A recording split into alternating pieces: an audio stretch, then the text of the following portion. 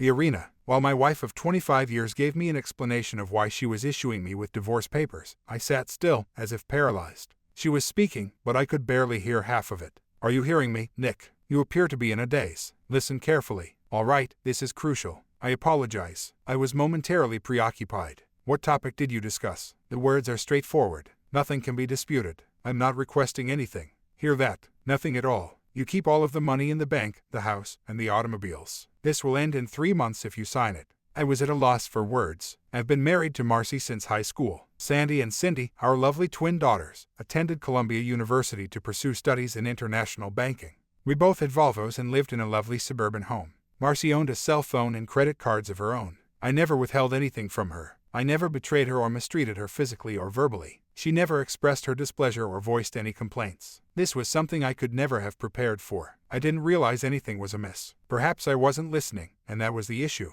Marcy, I know how a divorce works, but could you explain? I'd like to know why, but it's probably too late to do anything about it. Marcy kind of fell into the kitchen chair. She clearly didn't want to talk about the reasons and thought that I would simply sign the paperwork and release her. Marcy, just tell me a little. What on earth went wrong? Nick, you did not do anything wrong. You were the ideal spouse. I occasionally hoped you might make a mistake so I could get out, but you never did. You raised the children and saw them through college with excellence. Even if I was irrational at times, you always gave me what I wanted. You purchased a lovely home for me. You are loved by my parents. You didn't do anything wrong, so don't ever believe you did. She appeared to be 45. Her hair was flawless, light brown and shimmering in the sunlight, and her skin was pleasant. Her physique was flawlessly toned and tanned, and she jogged frequently. She was glamorous when she had to be, but on weekdays she looked like a Land's End girl. Marcy said she was just as perfect as I was. I was unable to determine the cause of it. I apologize. There's no logic behind it. There must be a cause. You can't just walk away after saying it's all right. Nick, there must be a reason. I'm attempting to accomplish this without offending you or coming off as unprofessional. Why don't we just stop there? No, Nick, I discovered another person. He develops real estate. He owns a stunning black Mercedes and a lovely apartment with a view of the river. He is wealthy, attractive, and deeply infatuated with me. You worked as a grocery clerk at the supermarket and still do. You have always taken care of us and made enough money to keep the family comfortable, so I'm not disparaging your work. But you'll remain a supermarket clerk forever. That wasn't all I wanted. I never thought you would help me like that. I didn't see you attempting to get better. You were always content with what you were doing. It hurt. She still considered me a clerk even though I was the grocery department manager. I declined the option to keep my family together when I had the chance to move out of town and further my career. And now take a peek at my reward. It hurt, but not enough to mention. Is there a name for this handsome, wealthy man? Manning Clayton. He is Keystone Development Company's president. You've known him for how long? 6 months. You shared a bed with him. Marcy straightened her posture in the chair. After glancing around the room, she eventually gave me a direct glance. Indeed. Yes, because you insist on it, even though I was attempting to avoid the topic. You remained married. I was still married, yes. I betrayed you. Adultery was what I was. Do you feel content now? I took the divorce papers, signed them 3 times, initialed 2, and then passed them to her across the table after sitting for a while. I believe he is superior to me. I apologize for disappointing you. Marcy said, hell no, that's not the reason, as I was getting up to leave the room. He was merely different, not superior to you. Nick, you dare not leave with that belief. Do you not dare? I was out the door by then. I didn't even notice Marcy slowly moving her belongings out of the house because I was too preoccupied with my job and interests. She had relocated the majority of her personal items and clothing into Clayton's apartment by the time she gave me the documents. In order for me to enjoy the wedding and family photos while she was away, she had carefully left them all behind. She was gone by the time I returned home. I assumed she would no longer use her Volvo, which was still parked in the driveway. To sell the house and car, she had left a power of attorney on the kitchen table. I stayed up the rest of the night cleaning out the beer from the fridge. I knew the task was over by then. I didn't want to go back, but there was no going back. Marcy had left and would leave again the following day. I took 3 months of overdue vacation time after calling work. There was no issue because they were always reminding me to take time off. I had a lot of sick and vacation time. I called the girls at school right away and told them in brief that we were splitting up, but I wouldn't tell them anything else. I didn't have Marcy's new number, so they wanted to call her. I was given 3 months to gather my thoughts and make a decision. I canceled Marcy's phone number, switched my cell number, and unplugged my landline. I was given Marcy's car's low book value by the Volvo dealer. Terry Davis, a buddy of mine from high school, is currently a real estate broker. He consented to a speedy settlement and a modest price for the house's sale without a listing. I did indeed register new bank accounts and deactivate all of my credit cards. My life insurance plans were cashed in. The house needed to be organized. I went through the house and gathered everything that might be my wife's. 3 trash bags worth of stuff was there. I moved the girls' personal items to the closet next to the house after packing them into boxes. Sorting through family images took me 3 hours. For the girls, I placed all of their photos in a box. All of Marcy's photos ended up in the garbage pail. I knew it was dumb, but I didn't mind. The primary issue I encountered was a lack of focus. After 3 months, I didn't know what I was going to do. Would I leave, or would I remain here? Would I get a new job or continue working? I had 2 interests. I gathered coins, primarily cents featuring an Indian head. They were widely accessible and simple to gather. I had fun buying and selling them on eBay. Geocaching was my second passion. I used it as a justification to go outside and work out. Because of the ticks, poison ivy, and walking, Marcy detested this pastime. None of these pursuits seemed like viable sources of income to me. I read the Wall Street Journal when I wasn't occupied with my interests. Every Christmas, Cindy and Sandy got me a subscription. I read everything I could on agricultural commodities, but I had little interest in equities or bonds. Compared to most market analysts, I knew more about corn, wheat, and sugar. It was only a pastime, of course. None of it was financed by me. I looked up everything I could on Clayton Manning and Keystone Development.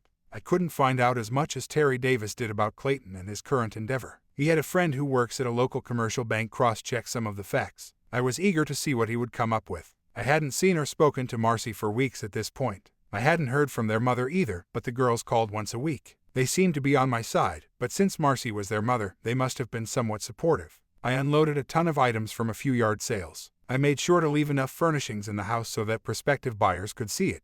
The Sunday paper's social section included a photo of Marcy and Clayton. They were enjoying wine with local leaders at a campaign gathering. A couple more weeks went by. Terry offered the house to me. They intended to finish the sale in 60 days, which would be ideal, but it was somewhat low in comparison to the evaluation. He wanted to discuss his fascinating biography of Clayton. We agreed to get together for lunch. I made the decision to leave the house for a bit. I required a respite. One of the greatest locations in the region for hiking and geocaching was Hayes Mountain. Regretfully, I discovered every geocache there. But the mountain was home to 3 landmarks. Government surveyors have positioned landmarks across the nation as reference points, and real estate developers use these landmarks to establish the boundaries of properties. Although they can take many different forms, they are typically metal rods inserted into concrete.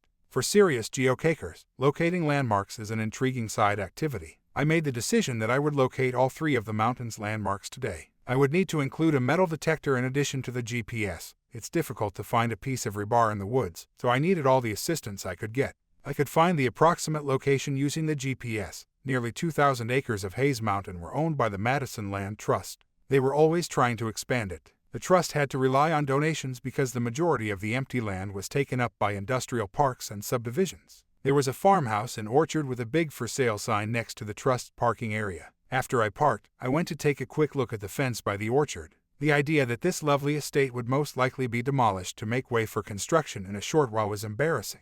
Will you only look at it or will you purchase it? The elderly gentleman approaching me made me grin. He was wearing overalls, but he had a John Deere baseball cap on in place of a straw hat. He identified himself as John. Well, I'd be happy to take it from you if I had $1 million. It made us both laugh. Selling it won't be a problem for you, will it? People are interested in me, but I aim to stay as long as I can. Why? Although they don't appear to have the funds, I was expecting the land trust will purchase it. I'm okay with them leaving the fruit trees in their natural habitat. Developers who wish to plant everything are not pleased. It will be a wonderful complement to what we now have, in my opinion. How can a land trust take on the large corporations? I have a better offer for them. I'll give it to the trust for $600,000 even though it's listed for $1 million. The problem is that they don't appear to be able to raise that sum at this time. I will have to revoke that fucking real estate developer's option if they are unable to complete it within 90 days. Every week, that son of a calls, and I'm sick of him. Isn't an option not a sale? No, I promise the buyer that I will sell him the land for $1 million within the following 6 months. He purchases the option for $100,000. He forfeits the option payment if he is unable to raise $1 million. I don't want him to receive it, but I think it's a good bargain. He will be safe because he has the $1 million under lock and key. The issue is that in order for the sale to close, he must acquire all 6 homes. He is prepared to spend more than the property is worth because of this. What would happen if you didn't provide him the choice? He will lose more than himself. Yes, Keystone appears to have a good chance because the land trust is unable to raise the funds. He will lose everything, including the money he paid for the options on the other 5 lots, if he doesn't acquire that property. That's most likely $1 million. His fans will abandon him and walk away. I would assist you if I had the funds. Yes, that is what they all say. After we laughed once again, I went for a walk. His reference to Keystone caught my attention. As a matter of fact, the landmarks were all within a mile of one another. It was double that on the mountain. The first two, which were typical surveyor markings, were quite simple to locate. The final marker was considerably older and more difficult to locate. When I did find it, I discovered a bronze plaque affixed to a little brick monument. Years of leaves and rubble covered it. I snapped a photo of it to include in the magazine. That was the turning point in my life. The metal detector remained activated. The marker began to beep as I moved away from it. Though it was dim, it was unmistakable. After donning my headset, I started looking around 10 feet south of the landmark. At last, I aimed it at the target and cautiously started probing. Metal is not typically found in the center of the forest. My little iron box arrived in 5 minutes. A piece of cloth that had been heavily oiled was used to wrap it. The box itself was strong, albeit the surface was heavily rusted. Despite being made of thick bronze, the lock nonetheless functioned as intended. Such discoveries on public lands are frequently regarded as treasures and ought to be given to the government or another historical organization. I didn't think that option made sense today for some reason. After packing the package in my suitcase, I left for home. I kept thinking about what was in my little box on the way home. The first thing that sprung to mind were gold coins. Earlier, it might have been filled with significant Civil War records. The container size was the only restriction on the options. After clearing the kitchen table and removing the Foster, I started examining my discovery. I couldn't think of another method to unlock it, but I didn't want to break the lock. I didn't know if the lock's internal mechanism was still in working order. I made the decision to sacrifice the lock. The process was quickly completed by my bolt cutter. There was more oiled canvas inside the box. When I gently opened it, I discovered 12 cents. For what reason would someone wish to bury 12 pennies? These were antique huge cents, not ordinary, daily pennies. 1814 is the most recent date. 1793 was the oldest. Each one had a date that was easy to read despite its age. They were surprisingly free of green corrosion, which is frequently found on ancient copper coins. Since I believed I could get more for my money by purchasing newer pennies with Indian heads, I never got into collecting huge cents. But my grandfather did leave me a book called The Quirks of the Penny. The various kinds and variants of huge cent stamps were discussed. Since I didn't own any of them, I thought it was dull. For nearly 30 years, it had been collecting dust on a shelf. It would do an excellent job tonight. Using a magnifying glass and my grandfather's book, I sat till morning. Each penny was captured in stunning, high-resolution images using my scanner. Each coin's condition was readily apparent, as was every crack and scratch on the stamp. I slept till noon. To check on things, I gave work a call. They informed me that one of the company's executives, Phil Williams, had inquired about me. They had no further information, but I didn't follow up because I had other worries. To obtain a safe deposit box, a trip to the bank would be necessary. I discovered that my pennies were worth several $1 million after spending a few hours online. Their condition and the types of stamps were more important than their age. Drug dealers had to go to such efforts to launder money, and I now knew why. There was no simple way to convert my valuable coins into actual money. It must be a laborious task. I saw another photo of Marcy and Clayton at the opening of a new art gallery in the paper when I was eating breakfast at IHOP. She had a drink of wine or champagne in her hand and was dressed in a black cocktail dress. Both of them were grinning at the camera. As I looked at the picture, I knew what to do next. I called John once I got the safe and requested him to wait a few days before making any decisions regarding the land. The call appeared to satisfy him. I inquired about how to donate to the land trust when I visited their office. They were delighted to assist me. The final divorce was 4 weeks away, and for some reason, I thought the date was crucial. I researched coin dealers and auction houses for the remainder of the day. Lawsuits were what I was searching for, not ads. I finally decided on New York City's Towers and Burns. They appeared to be in a strong financial position and could manage contentious sales with little difficulty or attention. On Monday afternoon, I scheduled a meeting with them. In order for us to have lunch together, I called the girls and asked them to keep Monday morning open. The Towers and Burns office's exterior was a stylish showroom with lots of light and glass. Other numismatic paraphernalia was displayed on the walls, and the display cabinets included the usual assortment of rarities. After providing my last name, I was led back to a section of the building that was far less appealing.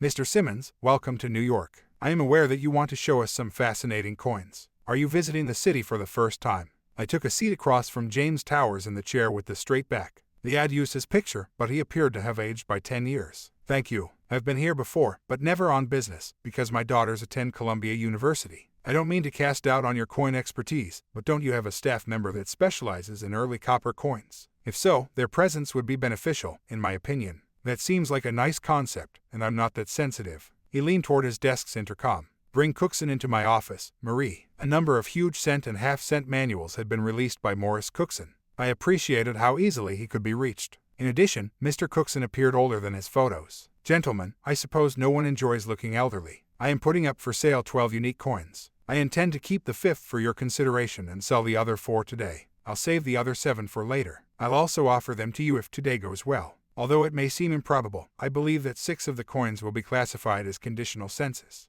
Mr. Cookson will decide whether or not I'm close. I was hoping you might be interested because census condition cents aren't available very often. From where did those coins originate? When my grandfather passed away, he left them to me. It is difficult to believe this story, and I do not mean to offend Mr. Simmons. Can you show us something? 4 images of the obverse and reverse of one of the coins I was selling today were spread out on the table. They were extremely transparent and roughly 5 times the typical size. Morris and James spent a few minutes examining each picture. James finally raised his voice. For these 4, what did you think of? I thought I could get approximately $1.3 million for them after taking a short look at the outcomes of recent auctions. Although your figure is not impossible, I assumed it was 1-to-1. Morris was quite frugal. The land is only worth $800,000, but it must be handled differently. James grinned as he reclined in his chair. We can manage it, I believe. How unique are you referring to? I took a letter from the land trust that explained the process of donating land. Morris and James moved to the opposite side of the room. Morris left after a few minutes, and James came back to the table. Are there any coins on you? Yes, I would like to keep the 5th penny with you as well. Mr. Cookson brought a purple Crown Royal bag back to the table. He said, we hope you can honor our terms on the second part of the deal, and we are willing to honor yours on the first. The purple packet was then dropped onto the desktop. Nearly 100 different coins were found within, the most of which were gold but also some silver. This collection retails for around $300,000. We find it hard to sell them for several reasons we won't go into. But there won't be any issues for you. I know you have previously sold coins on eBay, is I right? I just gave a nod. Your grandfather's coins should be easy to sell, and both of us will profit. I promise you won't face any challenges. With a small wink, this was said. After giving it some thought, I decided to agree. We all shook hands after I gave Mr. Towers the 4 pence. Tell us about this 5th coin now, Mr. Simmons. I gazed at Mr. Cookson while holding the picture. Which 1793 strawberry has the greatest rating that you have ever seen? Although I haven't seen one, I believe the top score of 12 is reasonable. Although I'm not an expert, I gave this image an 8. When I said that, he was staring at my face rather than the photo. They were both attempting to view the picture simultaneously. I could see dollar signs in Towers' eyes, and Cookson was grinning widely. What is the amount? If you can figure out how to pay me, that's my best offer. Mr. Simmons, are you up for a cup of coffee? Black would be acceptable, of course. A young woman gave me a cup of coffee a few minutes after they both left the room with the image. Towers will be with you shortly, Mr. He needs to make some phone calls. Are you going to be all right?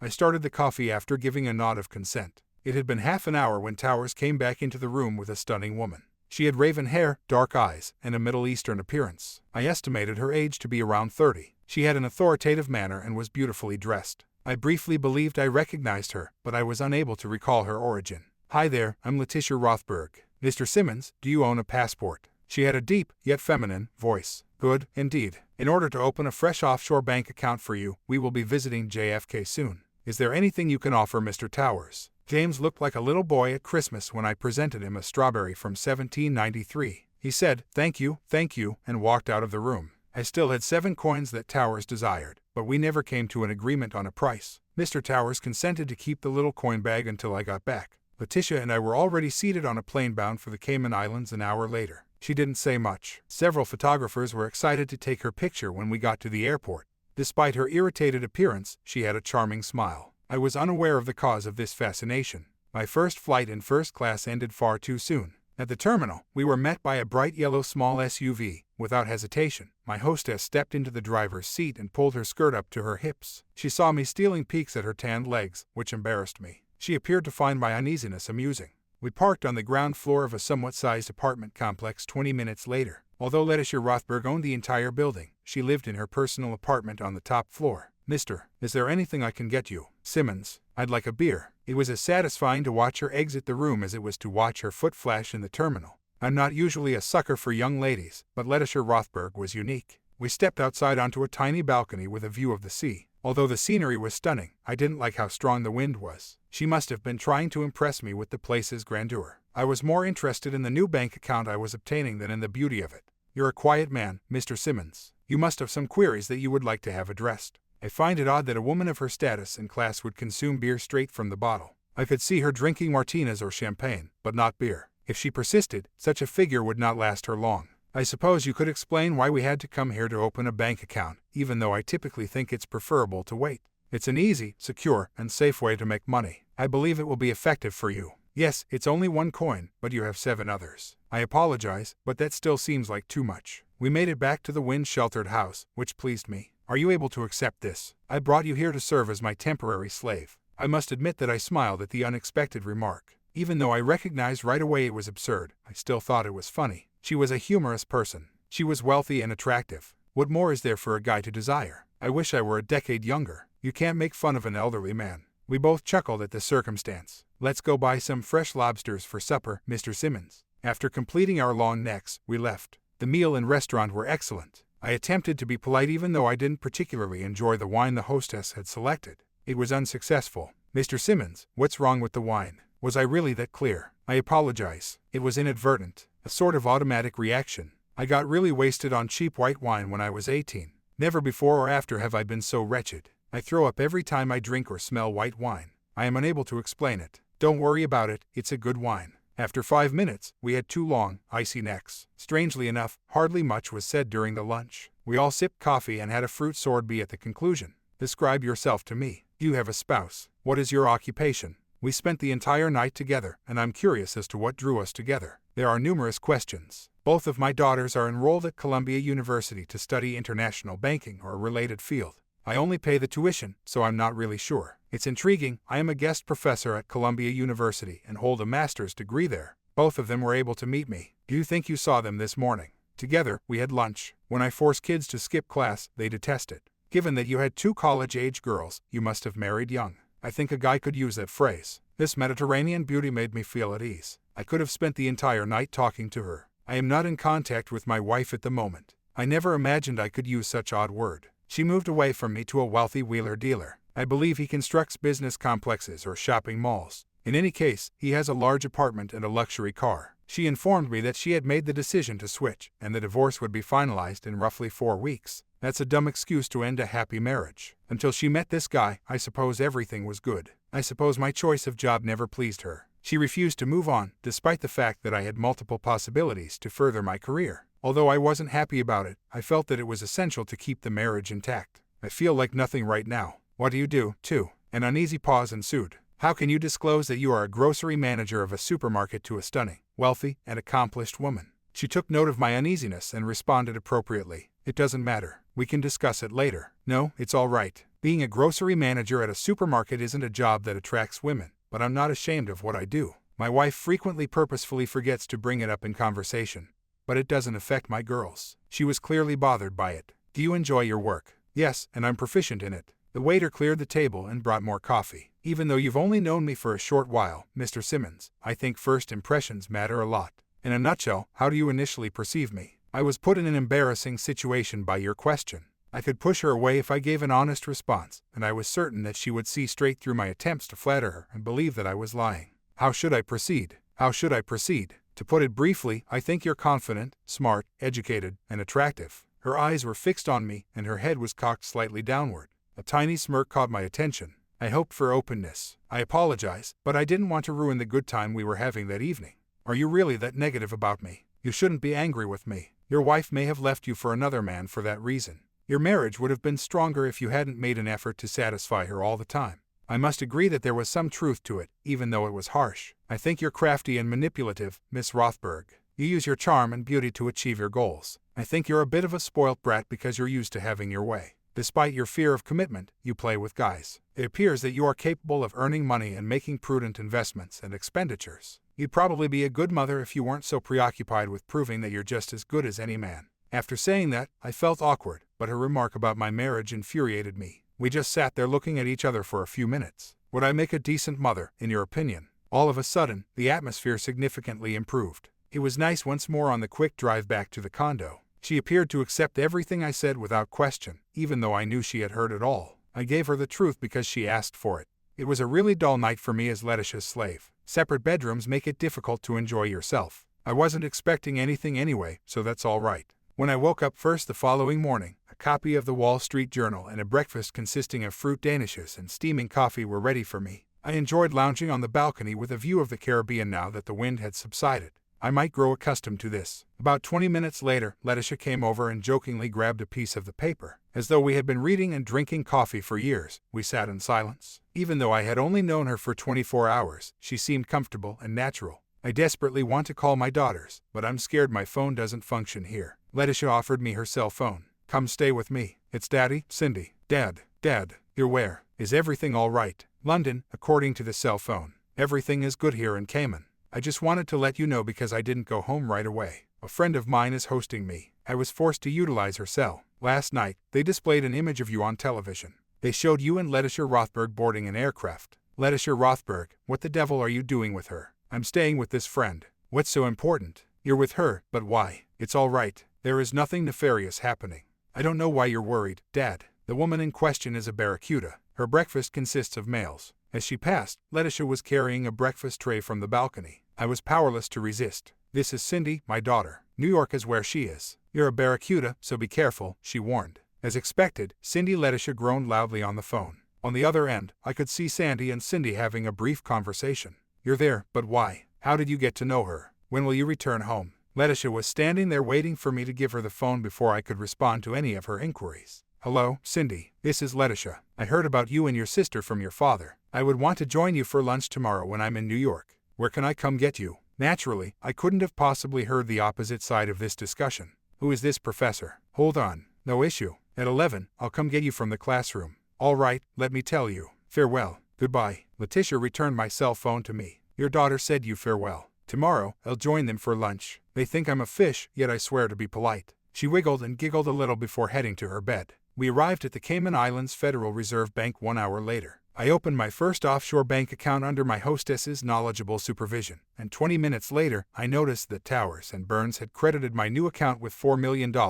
For 215 cents, I thought that was a reasonable bargain. She invited a friend to take us to feed the manta rays after supper. She owns 60% of Towers and Burns, which I found out about when I asked her why she works there at dinner. Could you tell me more about yourself? I'm ashamed to admit that I don't know much about you, despite the fact that you seem to be a big figure on the GL financial scene. I grew up in London, where I was born. My mother is Turkish and my father is Syrian. I graduated from Columbia University with an MBA. I've been engaged twice, but I'm not married. It's been more than 3 years since I was in a committed relationship.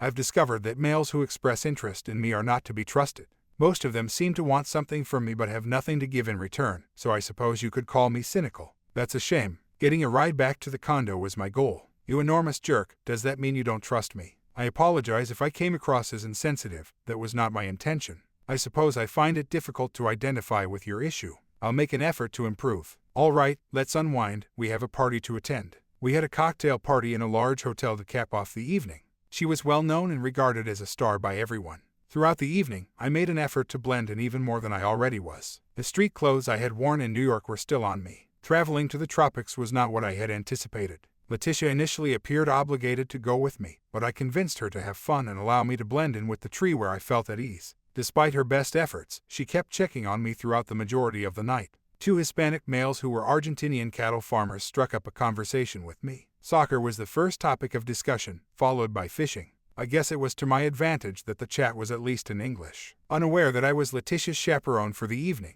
one of them commented on how lovely she looked. I was somewhat flattered. The majority of my contributions to the conversation were nods and grins. I didn't know enough about any of the subjects to contribute anything significant.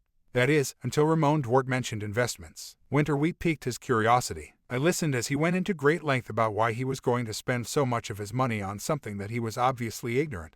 He seemed to be quite wealthy, and I wasn't quite sure how he managed to make that happen. I suppose I failed at maintaining a poker face, something I typically take great satisfaction in. I can tell by the expression on your face, Mr. Simmons, that you don't agree with me on winter wheat investments. I got caught. I was to stay out of sight and out of earshot. I was let down by my invisibility cloak. I apologize, Ramon. I'm afraid I don't comprehend the complexities of this situation because I'm not an investor. I didn't want to address him properly, so I addressed him by his first name. Perhaps so, but it seems to me that you have a viewpoint. Until you tell us, I'll keep bugging you. I was confined. I made an effort to pretend to grin. A fresh drink is what I need. The 2 guys listened carefully for the next hour as a greengrocer from Alabama explained that the good winter wheat crop in Saskatchewan and Alberta will more than make up for the bad harvest in the United States. In addition to reserving rail cars of grain for temporary storage, the Canadian Grain Board has leased every silo in North and South Dakota that is available to hold the excess. Winter wheat futures will start to decline within a week and will keep declining until the market levels off. Wheat will have to be unloaded abroad for both the United States and Canada. Letitia appeared just as I was running out of witty things to say. When she took my hand and escorted me away, Ramon and his friend were truly taken aback and flattered that she had joined our small group.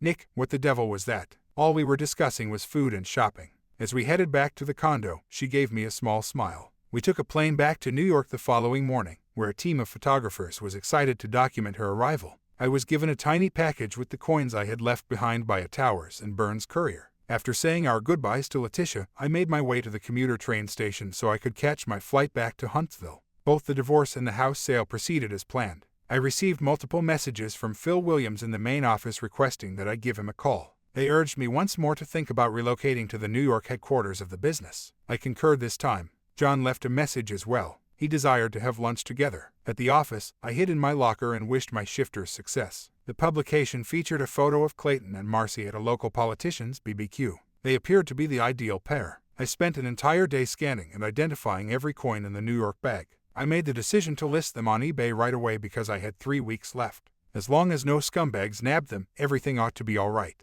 Posting the coin advertising and getting all the envelopes and blank stickers ready for delivery takes a whole day. All of the funds were sent to my new offshore bank from my PayPal account. I could now unwind throughout the weekend. I had a fascinating lunch with John on Friday. John was disappointed that I had not benefited from the arrangement, but he was quite thrilled that I had enlisted Clayton's help.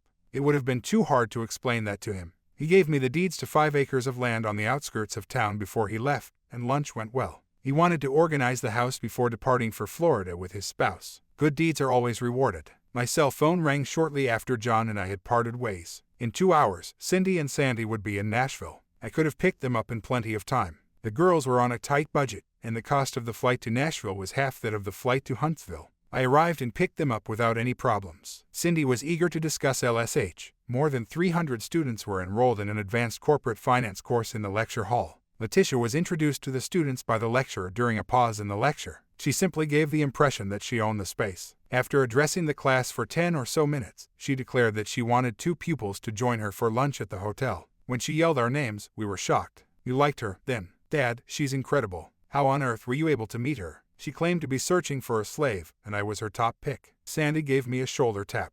This is serious, it's not humorous. All right, what was discussed during lunch? She inquired about our coursework and classes. Sandy gave a small laugh. She wanted to know a lot about you. Actually, Cindy and I both agree that she had interests beyond friendship. I'm a few dollars older and 10 years older than her. I apologize, ladies, but she is completely above my capabilities. She can have whatever male she wants, Daddy. Why you? Consider it and provide us with a hint. You are ideal from our perspective, but we know you better than Letitia. Your mother apparently didn't know me either. There was silence for several minutes. My comment on the mother sounded like a punch to you. I felt bad about what I said, and I didn't mean to incite my daughters against their mother. I apologize, ladies. That sounded incorrect. I'm not qualified to tell you that your mother is a wonderful woman. Dad, don't worry about it. You don't realize how much we understand. After a few miles of silence, Sandy's cell phone buzzed as we were about to pass the Alabama state line. Hi, we got here an hour or so ago. It's all right. You're joking. That sounds fantastic. I'll let him know. I appreciate the call. Goodbye. I saw Sandy giving Cindy the thumbs up in the rearview mirror. What was that? Sandy leaned over the car's front seat. You know what, Dad? Letitia will be visiting Huntsville. Tuesday a.m. She said she expected breakfast in bed and that you must pay her for the night. Although I was flattered by the news, Letitia and now my girls put pressure on me. Everything sounded fantastic, and I hoped I could handle more than just this work. The girls' weekend was fantastic. They didn't get to meet Clayton, but they did spend Saturday afternoon with their mother. I requested that they not bring up Lesh. Everything they wished to leave at home was sorted out by us. We had everything worked out by the time they departed. I was forthright. They had me swear to try to be friendly with Letitia as we drove back to Nashville. Cindy said, just don't make her mad, when I asked them what they meant. That was easy enough. When I moved to town, they were thrilled. What Letitia needed from an elderly man who didn't even own an Armani outfit was still beyond me. It was time to unwind with a beer and the Sunday paper when I arrived home. This week, there was a brief article on Keystone Development's difficulties funding a local project, but no images of Marcy and Clayton. The value of winter wheat futures had dropped for the longest period of time. This was fascinating. I requested Terry Davis to come over the phone. I thought we might have a few beers and converse even if it wasn't noon. To put it mildly, Clayton Manning had a complicated past. He had either been extremely wealthy or broke for the last few years. Moving ahead of friends and creditors who had given him loans had taken up a lot of his time. The individuals and investors who had backed him were vanishing as his new venture started to collapse. Beer has never tasted so wonderful in my memory. The morning of Monday was better than anticipated. I was pleasantly surprised by the high sales of the coins I placed up for auction. According to Cookson's estimation, the coins were worth roughly $300,000. They might have gone over $200,000, but it didn't seem like they would go that high. I'll be a free man in just over 2 weeks. This would have seemed like a catastrophe 3 months ago, but today I was excited about it. The buyers were prepared to finalize the transaction after negotiating the finance. I found it amusing that Marcy didn't require any of our shared belongings because she felt so at ease with Clayton. I questioned whether she was aware of how precarious her future was. I met with the people who purchased the house around 3 o'clock. My offshore account was instantly credited with a check for $200,000. They didn't mind if I stayed in the residence for an additional week. It worked for us both. Before I had even had my coffee the following morning, I got a call. I was 30 minutes early. I admit that I was a little concerned. After learning of her arrival, a number of paparazzi were waiting outside the terminal. I made every effort to blend in. I didn't anticipate this level of attention, so I parked in the temporary lot. She walked with me behind the car rather than waiting for me to come get her. Naturally, the secret was revealed when the photographers realized my license plate number. Letitia didn't seem embarrassed at all, but I'm not used to such a fuss. On the way home, she apologized to me for it. I was thinking about how much I wanted to kiss her as she was stepping off the plane. Old man, you're stupid. The sparseness of the house embarrassed me. I have disposed of everything I could in the last few months. After I departed, the new owner agreed to take responsibility for the requirements. So that was all that was left. My attempts at apologies seemed to delight my guests. We stopped briefly at the neighborhood Taco Bell, which was her favorite, because there was nothing to eat at home. For supper, I promised her Dreamland ribs. Being around a woman with a healthy appetite was pleasant. I'm happy you're here, Letitia, although I don't know why. I thought you would return to work. Fool, this is business. I am aware that next week you will be relocating to New York. I have an extra bedroom, and you need somewhere to stay. I'm here to assist you with packing. Anything you can't fit in the car will be moved by a truck that arrives tomorrow morning. Please, just no furniture. How were you aware that I was moving? I do that. The large things happen on their own if I continue to focus on the little things. I've always wanted to say that, but it's a bunch of bullshit. Are my daughters and you plotting? I attempted to smile naively at that, but it was difficult for an elderly man to look cunning. I couldn't think of a single excuse to turn down her surprising offer. Okay, let's grab some boxes so we can begin packing. She seemed to enjoy merely talking to me, even though I had assumed she would have felt more at ease sitting in a bank or boardroom. However, the age gap still made me feel a little uncomfortable. In the end, we threw out more items than we had brought. She didn't listen to my cries for forgiveness and had an opinion on my closet. She said she would take me to the store to get some proper clothes once I was settled in New York.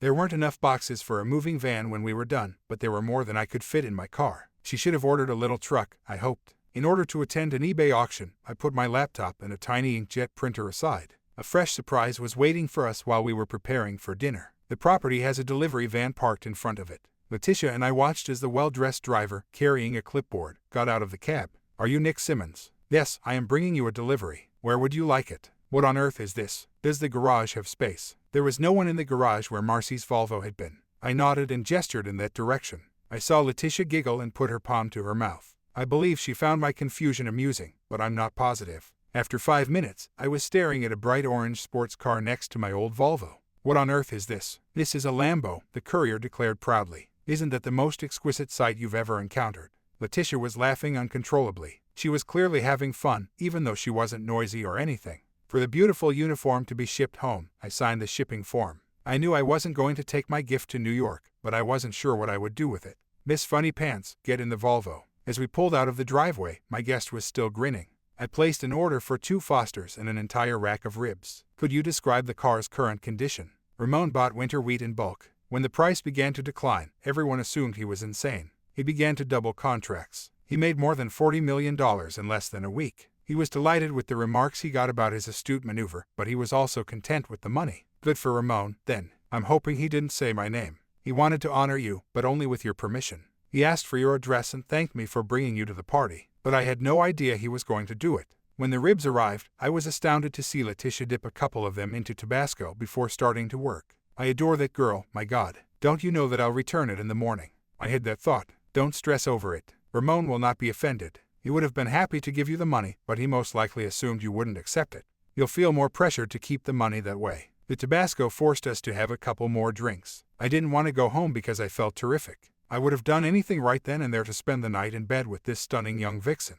I was envious of the dapper, charming men who could get any female into bed in 5 minutes. I could only hope for a kiss goodnight. Eventually, I had to go for home because we couldn't talk all night. The following morning was fantastic. My concerns were all for nothing. Letitia took my hand and led me to the bedroom as soon as we arrived at the house. I tried my best to put her wants ahead of my own because I was a real gentleman. I received the greatest night of bonding in my lonely life as a reward. Juice, coffee, and Danish made-up breakfast in bed. I apologize, but this is the best I can offer given the situation. It's just as nice as I could have imagined. Eating off a tray while in bed is really uncomfortable. We regrouped and giggled a little before retreating to the kitchen. Letitia, breakfast in bed seems more organized than it actually is. I'd like to know why you picked me, but I don't want to ruin the fun. You deserve so much more than I can provide. Slick, attractive boy lovers have burned me numerous times. I'm not going to make the same mistake twice. Oh, I see. Because I'm not a D***K or a trickster, I find you attractive. My guests laughed a little because they thought this was funny. The agreement you struck with James in New York impressed me, Nick. I just made a coin sale. It's not that dumb. Your suggested arrangement to buy trust land caught my attention. Are you saying that I am a philanthropist? No, not at all. In my opinion, you are a crafty man who manipulated his wife's boyfriend by taking advantage of a special circumstance. I must admit that this made me smile. I was astounded by her intelligence and how skillfully she concealed it.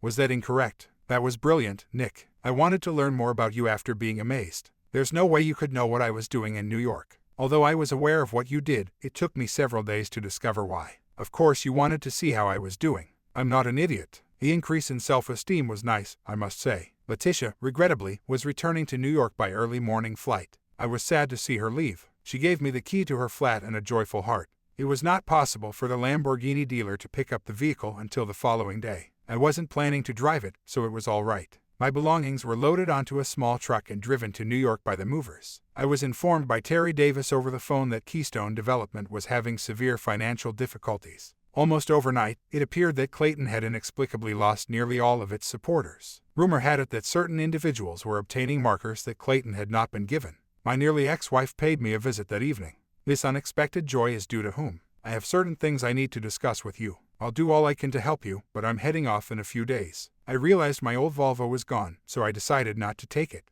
In the garage, what's that orange car? Interesting things were beginning to emerge. Marcy, I apologize. I sold your old Volvo back to the dealer after you stated that you didn't want it. If you'd like to see it, he might still have it. That was a term I had never heard Marcy use. Even though the orange car was a gift, I will return it tomorrow. I can't see myself operating a vehicle like that.